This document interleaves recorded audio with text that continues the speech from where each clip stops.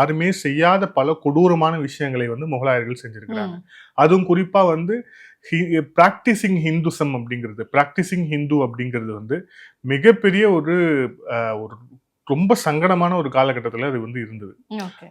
நம்ம ஏற்கனவே பேசியிருக்கோம். கிட்டத்தட்ட ஆயிரக்கணக்கான கோயில்கள் வந்து ம். இடிக்கப்பட்டதாகட்டும், எல்லாமே அப்ப நடந்ததுதான். இப்ப அந்த அந்த படையெடுப்பு அப்படிங்கிறது இந்தியாவுடைய ஒரு இருண்ட காலம். அந்த இருண்ட காலத்துல தான் ஏதோ ஒரு இடத்துல இருந்து வர ஒரு சின்ன ஒளியா வந்து மகாராஷ்டிரால ம். மராத்தி மண்ணுல வந்து சிவாஜி அவர்கள் முளைக்கிறார்.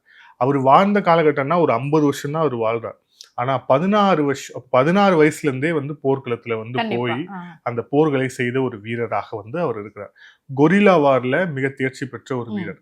கொரில்லா வார் அப்படிங்கறத அந்த வார்ஃபேர்ல வந்து தேர்ச்சி பெற்ற வீரர். எந்த ஈவு இறக்கமும் இல்லாம முகலாயர்களை வந்து பந்தாடின ஒரு மன்னன் வந்து சிவாஜி. கண்டிப்பா. எந்த ஒரு ஈவு இறக்கமும் கிடையாது. இதுல ரொம்ப சொல்லணும்னா வந்து அப்போ வந்து சுல்தான் தான் வந்து அந்த அந்த இந்தியால ஈஸ்ட் இந்தியால வந்து பயங்கரமான டாமினேஷன்ல இருந்த ம். ஒரு ஏரியா. ஸோ சுல்தான்களுக்கு எதிரான ஒரு கிளர்ச்சியை வந்து தொடங்கி அதில் இருக்கக்கூடிய ஒரு முக்கியமான தளபதி அஃப்சல் கான் அப்படிங்கிற ஒரு மிகப்பெரிய ஒரு கேரக்டர். ரொம்ப கொடூரமான, அதே டைம்ல வந்து நல்ல படைபலம் மிக்க, அதே மாதிரி இந்த போர் நுணுக்கங்களை கொண்டு அஃப்சல் கான் அப்படிங்கிற ஒரு மிகப்பெரிய தளபதி, சுல்தான் அந்த இதுல வரக்கூடிய ஒரு மிக ம். முக்கியமான தளபதிய சிவாஜி கொல்றார்.